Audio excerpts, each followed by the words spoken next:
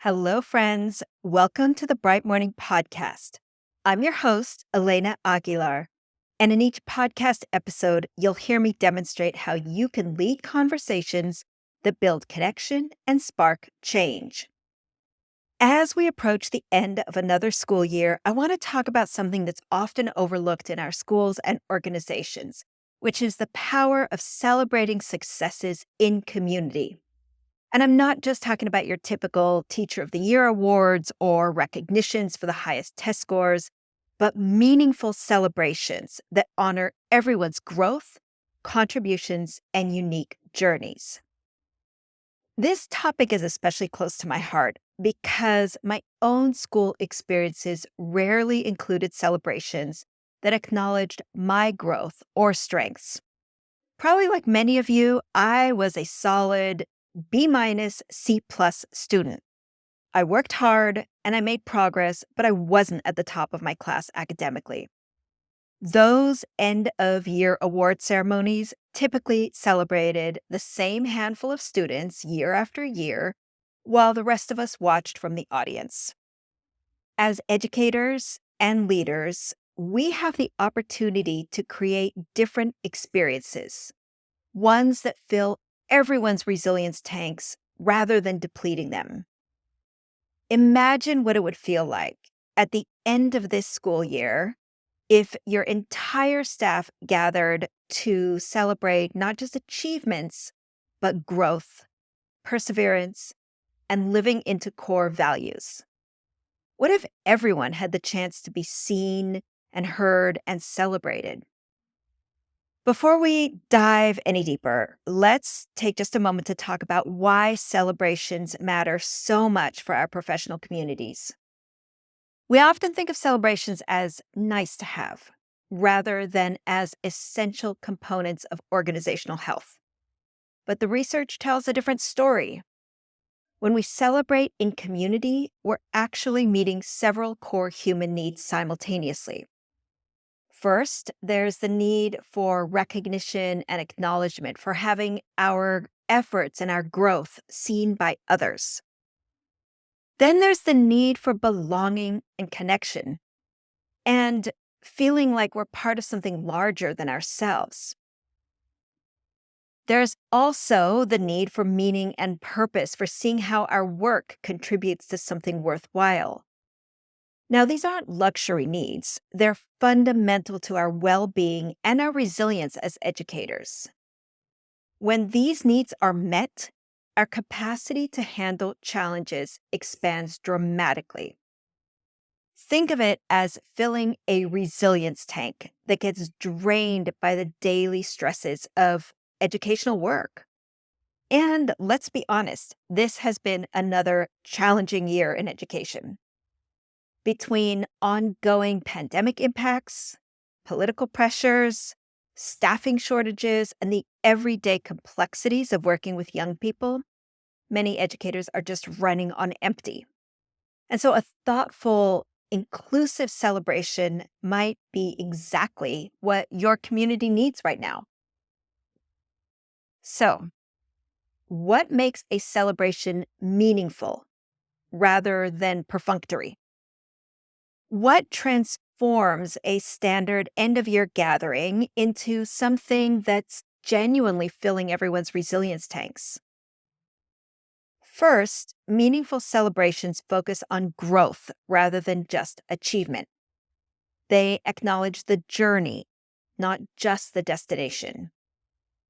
This means creating space to recognize improvements, breakthroughs, and perseverance, not just final results. Second, meaningful celebrations are inclusive. They ensure that everyone has the opportunity to be seen and acknowledged, not just those who met certain metrics or standards. This doesn't mean participation trophies. It means thoughtfully considering the unique contributions and growth of each community member. Third, meaningful celebrations involve storytelling. Stories help us make meaning of our experiences and connect with others. When we share stories of moments when we felt proud or times when we overcame challenges, we not only process those experiences more deeply, but we also inspire others.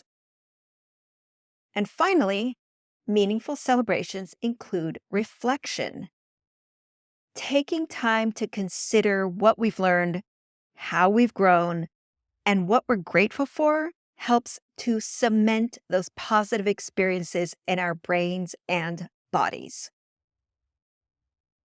So, I want to share a quick example from a school that I worked with last year. The principal had noticed increasing burnout among her staff, and she wanted to end the year on a positive note. So instead of the usual announcements and that final staff meeting, which was all full of logistics, she reached out to me for some ideas. And together, we designed a simple but powerful celebration structure. Teachers were randomly assigned to small groups of 4 or 5, and they were intentionally mixed up in terms of grade levels and departments. And then each person was given 5 minutes to share a story about a moment from the year when they felt they were making a difference or they felt they were living their purpose as an educator. And after each person shared, the group offered brief reflections on strengths that they heard in the story. And they used really simple prompts like, what values did you hear expressed in this story? Or what strengths did this story reveal about the storyteller? Those were the kind of questions that guided the reflections. And the impact was remarkable. Teachers who began the meeting looking exhausted gradually became engaged and even animated. Some shared tearful moments when they'd had breakthroughs with challenging students. Others described small victories that had gone unnoticed until that moment. And by the end of the hour, the energy in the room had completely transformed. One teacher came up to me afterwards and said, I've been teaching for 17 years, and this is the first time that I have ended a school year feeling like my work mattered. Another teacher mentioned that she finally felt seen for the aspects of her teaching that weren't reflected in test scores or evaluations. Now, some of you might be thinking, this sounds wonderful, Elena, but I don't have the authority to organize something like this. Or, my school culture doesn't include celebrations. Or maybe even, we don't have time for this, not with everything else we have to cover. And I want to acknowledge these are valid concerns. And the end of the school year is hectic. And depending on your role, you may not feel empowered to suggest structural changes to staff meetings or to gatherings. But here's what I've learned after working with hundreds of schools and organizations. Celebrations don't have to be elaborate or even officially sanctioned to be powerful. Sometimes the most meaningful celebrations start small, with just a handful of colleagues coming together around an intention. And so, what if you reached out to a few colleagues and simply said, I'd love to get together for an hour before the end of the year to share some of our successes and to acknowledge each other's growth. Would you be interested? And I bet you would be surprised by how many people would welcome that kind of invitation. Now, for those of you who are in leadership positions, and so I'm talking to principals, instructional coaches, department chairs, I really want to encourage you to think about how you could incorporate elements of meaningful celebration into whatever end of year structures already exist.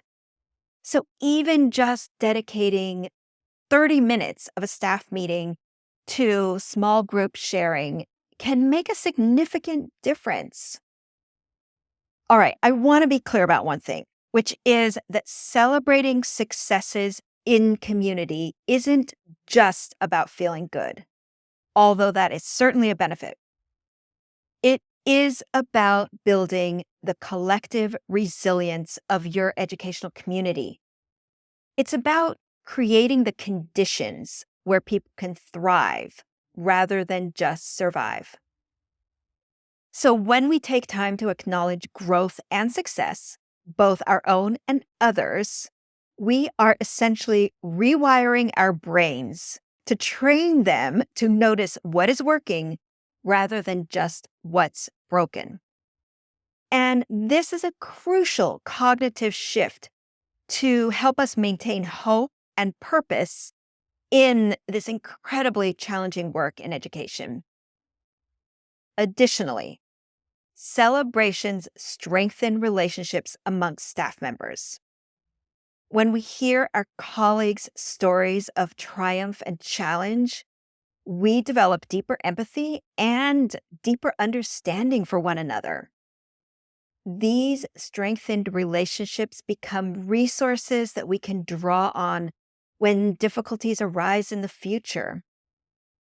And finally, celebrations help us remember why we entered this profession in the first place. They reconnect us with our core values and the meaning behind our work, which are essential anchors in sustaining our commitment to education over time.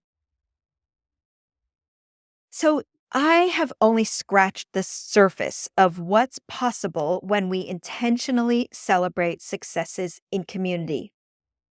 If you are intrigued by this concept and you want to learn exactly how to implement powerful celebration structures in your context, then I want to invite you to explore our coaching learning library skills session on this topic.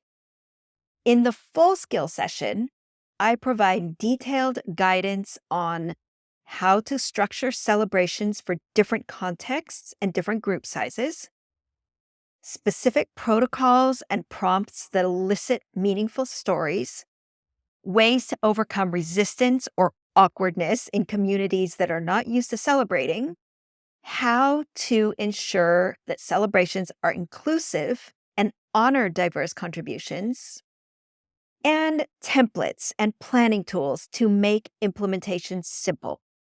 So, whether you are looking to transform your end of year traditions or simply create a meaningful experience for a small group of colleagues, this skill session will give you practical, step-by-step guidance to make it happen. All right, as we wrap up today's episode, I want to leave you with a simple challenge. What's one small step you could take in the next week to celebrate successes in your community? Perhaps it's sending an email to a few colleagues inviting them to share stories of growth. Maybe it's suggesting a different approach to your final staff meeting. Or it could be as simple as reaching out to one colleague to acknowledge something specific you've appreciated about their work this year. Whatever that step is, I encourage you to take it, because in times like these, celebrating our collective resilience and growth isn't a luxury. It's essential to sustaining our work as educators. Thank you for joining me for this episode of the Bright Morning Podcast. I'm Elena Aguilar, and until next time, may your conversations build connection and your communities grow stronger through the power of celebration. And you can find the links to the Coaching Learning Library Skills session on celebrating successes in community in the show notes. Now, if you found value in this conversation, I'd be so grateful if you would share it with someone else who might also benefit from it. And subscribe to the podcast so that you don't miss future episodes. You can also visit brightmorningteam.com for more resources to support your growth as an educational leader. All right, friends, thanks for listening. And thank you to Leslie Bickford, who is the podcast producer, and also to Stacey Goodman, who does the sound engineering. Take care, everyone.